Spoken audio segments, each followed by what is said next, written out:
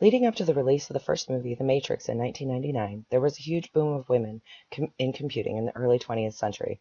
According to an article I found, Women in Computer Science, Where Have They Been and Where Are We Going?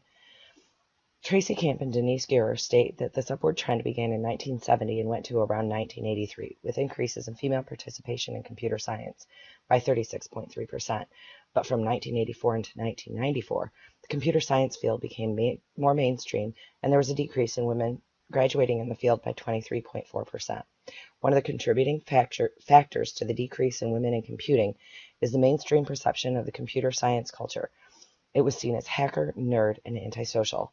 Added to that, the fact that computer games and computer science was marketed towards young men.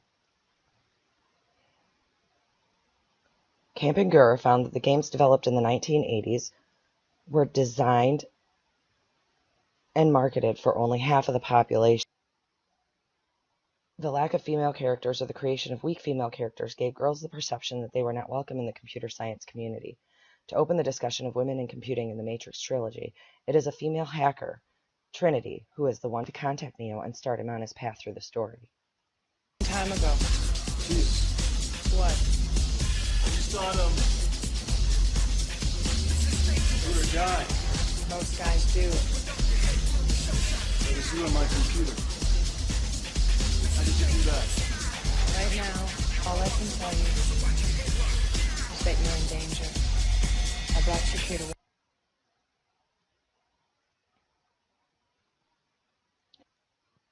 The release of the films coincides with the move from dial-up internet to broadband availability.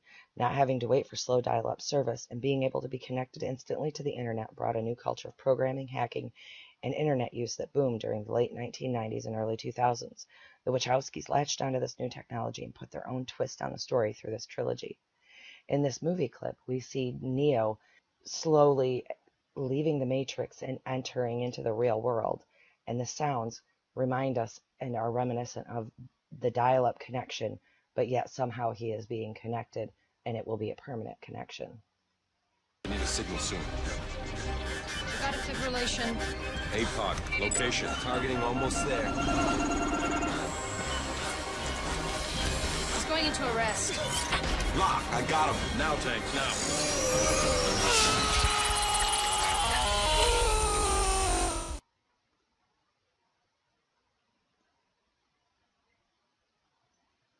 The Wachowskis create a post-apocalyptic world in which machines have taken over the human race. Within this world, we find that the human race is split into three distinct categories. Those who are plugged into the Matrix, a form of mind control where the inhabitants are in an alternate reality and are not fully self-aware as they are being kept in pods and are only living an existence made for them by the programs of the machines. Humans are harvested for the energy they are able to create to fuel the machines in the Matrix. Throughout the movie, the colors black, green, gray, and blue tones are used, leading the viewer to feel like they are inside the computer or inside the Matrix itself. A surreal color palette is used to add dimension and the perception of being a part of the movies, not just as a viewer.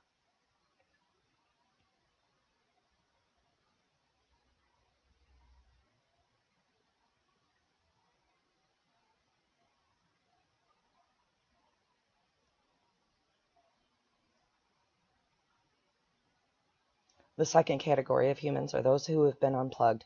As we saw in the first video, they have been freed from the machine's control and are on a journey to end their reign of tyranny over the minds of the humans. Within this group, men and women are freed based upon their ability to hack and compute.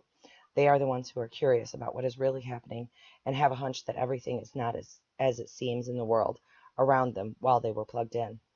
They live in an underground world, constantly hiding from the machines.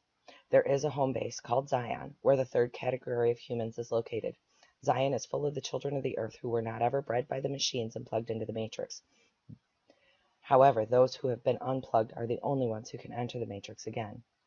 It is ironic that for the unplugged humans to continue working to deconstruct the Matrix, they must plug in to accomplish the task. They can only hope to awaken the human race with the help of the programs the machines have created, reminding us that there must be a balance in how connected we are and how much we allow technology to invade our lives. Responding to the perception that those in the computer and tech industry are antisocial and nerdy, the Wachowskis carefully choose a much sleeker, sexier version of humans who are a part of the resistance, at least while they're in the Matrix, that is. When the humans are in their ships in Zion, they dress in more ragged clothing, showing that there's a bit of squalor associated with living in underground sewers and fighting against the machines.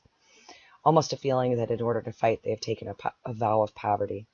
Neither of these two representations fit the perception in the late 90s and early 2000s of the computer geek. When we look at the quintessential female in the movies, Trinity, we see that there's not much that's nerdy about Trinity. They're trying to make computers and technology more mainstream and cool. In order to create a balance and to be inclusive, the Wachowskis create very strong female characters who represent programs and programming. They contrast the male characters in the movies and create a tension to show the lack of cooperation between male and female programs. It is this tension that warns of the lack of balance between strict logic and empathy of being the downfall of humanity. Without one, the other cannot function properly. If society bases itself solely on logic, then we are lost as humans and can fall prey to allowing technology to dictate our lives. One of the first programs the viewer comes into contact with, and the one who is the most consistent in helping the unplugged humans, is the Oracle. She is represented as a grandmother-like figure. She is helpful, kind, and very matronly. In contrast to the badass female representations of technology like Trinity, Switch, and Penelope, the Oracle is used through the movies as a clairvoyant, leading the humans through the path of the Matrix programs to discover their true purpose and inevitably to reach the hub of the machines to free humanity from their grasp. She acknowledges that being a part of the Matrix makes it difficult to know if she is there to help or hurt, but it is also known that without her, no one will ever know the truth. The genius of creating a character like the Oracle is that it shows the contrast between male and female programming. The male programs are very black and white, unmoved by emotion and analytical. The female programs are helpers, seeking to understand the motivations of the humans and why the chaos is so comforting. And yet both are creations of the machines, programs designed for a purpose. Those who have been freed from or born outside of the Matrix have to decide who to trust and who to fight against. It is mistaken as free will and choice, but it is actually choosing between the masculine and feminine, something that no one who is looking for true balance or equality can ever do. Each side brings with it its own sense of right and wrong, good and bad, and contribute to the society as a whole.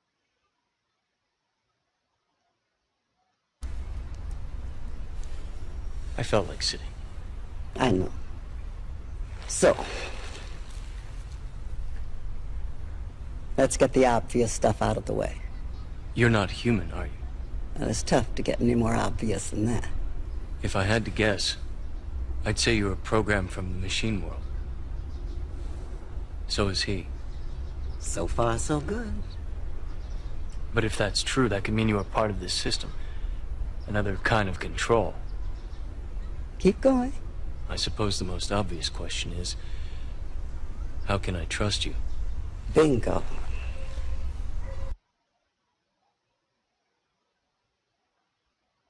I researched to see the differences between male and female programmers in the real world and found an article by Margaret Burnett et al.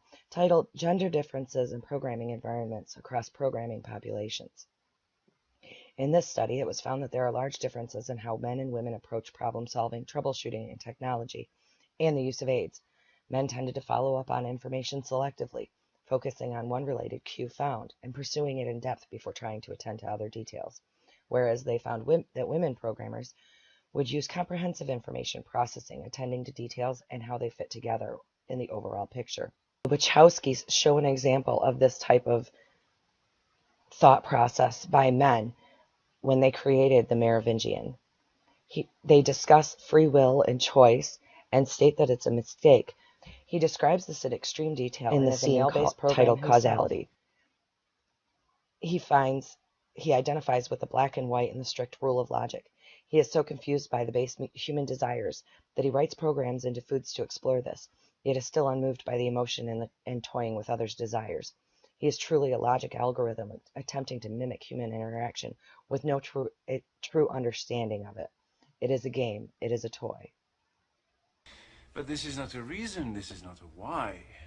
The keymaker himself, his very nature is a means, it is not an end. And so, to look for him is to be looking for a means to do what? You know the answer to that question. But do you? You think you do, but you do not. You are here because you were sent here. You were told to come here, and then you obeyed. It is, of course, the way of all things. You see, there is only one constant, one universal. It is the only real truth. Causality. Action, reaction, cause and effect. Everything begins with choice. No, wrong. Choice is an illusion created between those with power and those without. His wife, however, does not subscribe to the same mentality. A lesser program, yet important in her own way, in contrast to the matronly Oracle. She is the embodiment of a socialite, wholly feminine and sensual. Her empathetic and feeling side has been scorned by the Merovingian's constant exploration of causality in the games he can play with it. She has become disillusioned with the logic because it provides no empathetic drive behind why it does what it does. She feels cheated on by logic and chooses to betray the Merovingian by helping the humans obtain the Keymaker, the program which will unlock the innermost workings of the Matrix and lead the human race to the path of self-realization. The last female program that helps to bring this trilogy to its end is Sati, the Last Exile. She is the youngest of the programs. She has been created within the systems of the machines and has no purpose there. She must leave and go to the Matrix or risk being deleted. Her existence brings the story of the female programs full circle, as she has been taken to the Oracle to fulfill her purpose within the Matrix and to join the programs within it, who are there as helpers to free the human race. While young, she is wise. Her existence reminds us that technology should be all-inclusive, and balance must be sought between humanity and technology. Without it, the human race will be overrun and will never be able to be disconnected from nature and each other. The Matrix Trilogy attempts to warn viewers of the balance between technology and nature.